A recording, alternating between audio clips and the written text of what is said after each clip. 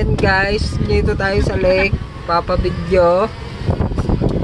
Dahan-dahan ka dyan. Nakalo lang ba? Nakalo. Pang TikTok daw niya. Ayan o. Dito tayo. Napakaganda ng lake.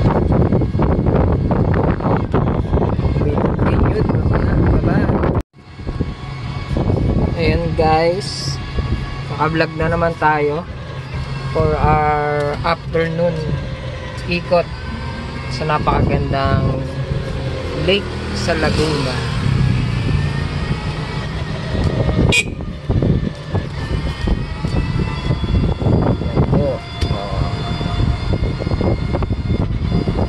Bye muna guys.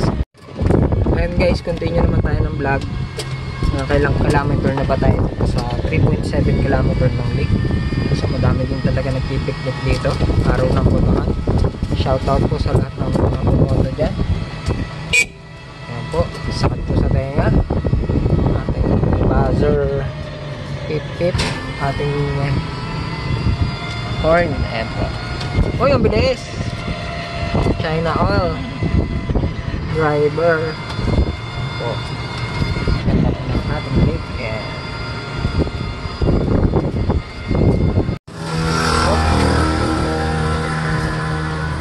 Ayan po, maganda ang ating lake. Ayan. Ito lang. Ating nagpipiknik dyan.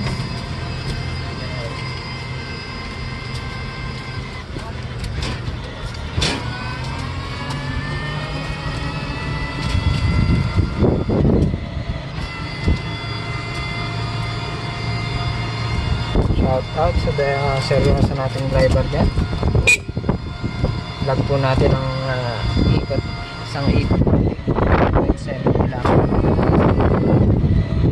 Yan, tuloy lang natin ang ating vlog. Yan po, napakaganda ng lake. Mga naka 2 kilometers na siguro tayo. Malapit na tayo sa kung saan tayo nag-start kanina.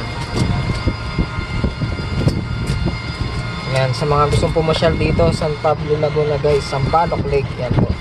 Marami na rin artista punta dito. Isa sa mga tourist spot kasi ito.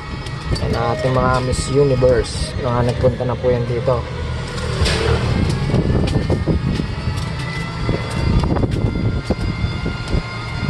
Tamang-tama talagang mag-chill lalo sa hapon.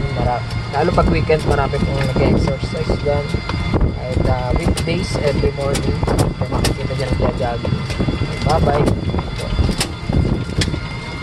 Napaka-press ko ng hangin. Talagang umahampas sa ating electric bike. Yan po. Anyways, lapit na tayo sa dumaan sa iglesia. Yan po. Kita nyo na dito yung gano'ng kalakas ang hangin? yan.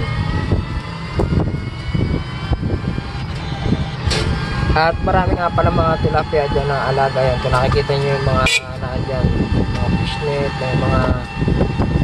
yung mga tilapia po dyan.